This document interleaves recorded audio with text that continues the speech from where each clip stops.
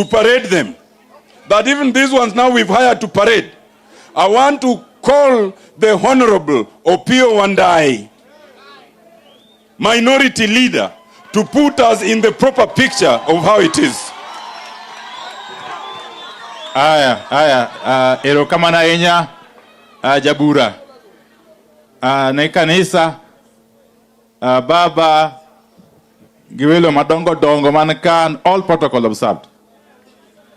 Adwa monda wachi ni kawuono wan ka to wan gi kuyo malicha ahinya kuom gimosa timore kuomwa kowuok e lwet police mar Kenya. And let me say this very, very briefly, that what we are talking about here is a real situation of real deaths, of real Kenyans in the hands of the Kenyan police, without any shade of doubt. Without any shade of doubt. And I want to say this, that the Inspector General of Police, Mr. Japhet KOOME, cannot, in broad daylight, tell Kenyans that is going to use the implements, the equipment, the tools that Kenyans have bought through their taxes to harm Kenyans again. That it was never the intention of the drafters of our constitution.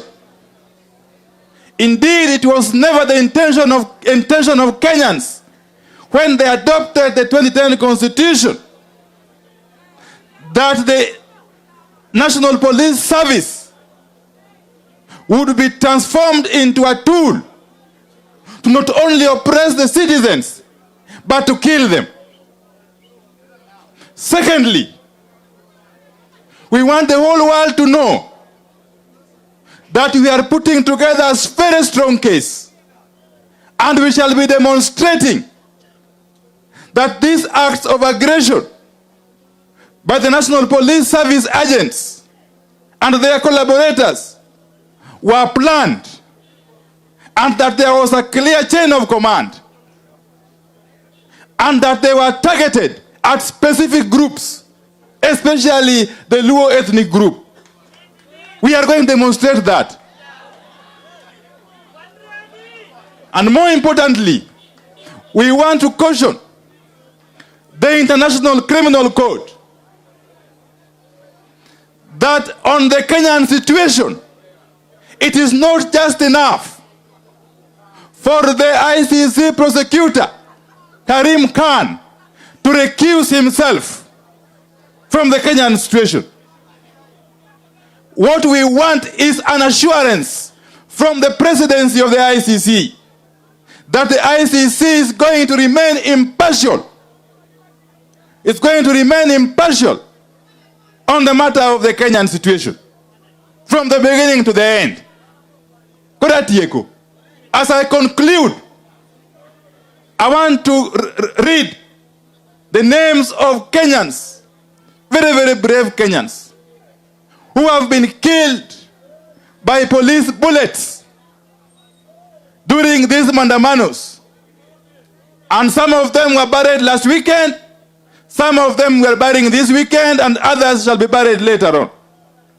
And these are Kenyans from all corners of the country, even though a great majority of them are from here.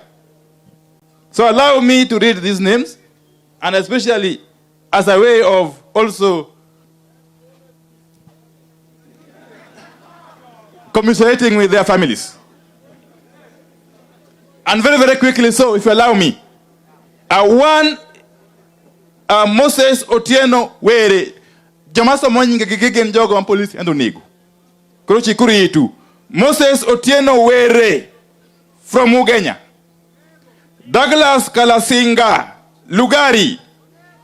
George Morgan, Ikolomani, John Okoth, Alego Usonga, Onego,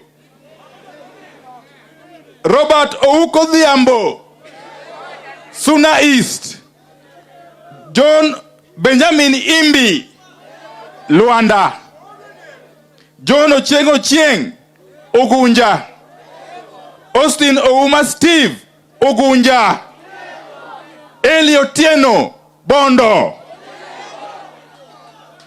Harris Ochieng, Game, Fanuel Ochieng, Game, David Omondi, Game, Moses Onyango, Kendu Bay, Karachuonyo, Stephen Okinyi Ochieng, Suna West, Brian Oniango, Luanda, William Amulele, Kisumu West, Eliam Michael Oduor, Ugenya, Richard Mutuku, Baringo Central, Jeremiah Mwengi, Mwingi South, Solomon Bobobat, Nyakach, Rogers Omondi, Rangwe, Homa Bay County, Jack Ogana Nyangwala, Bondo, Venesta Odhiambo, Migori Uriri,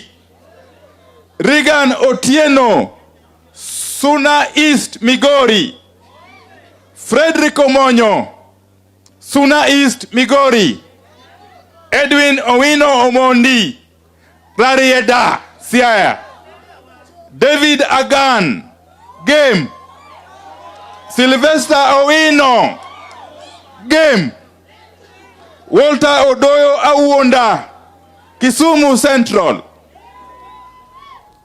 David Ochieng Ouma Ragen, Nyando, Eric Omondi Abok, Kisumu Central,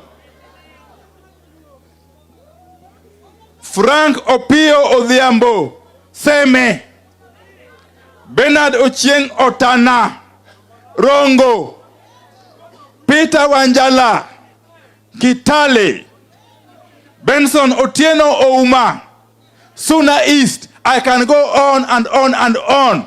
Some of these Kenyans have already been buried. A number of them, we are still compiling their records.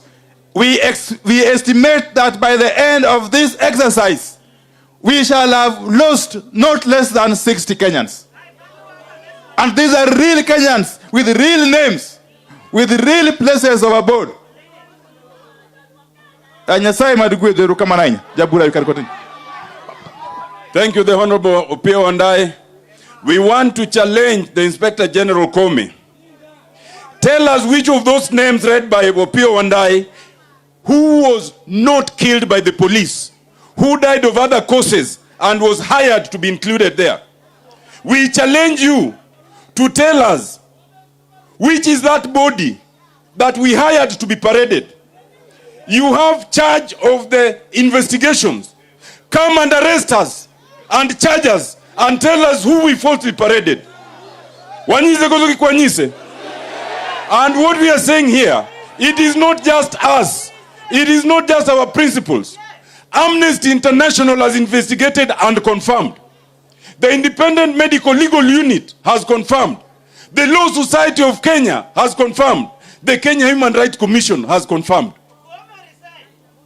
For the avoidance of doubt, let me now invite the Deputy Director of the Kenya Human Rights Commission, Mr. Cornelius Oduor,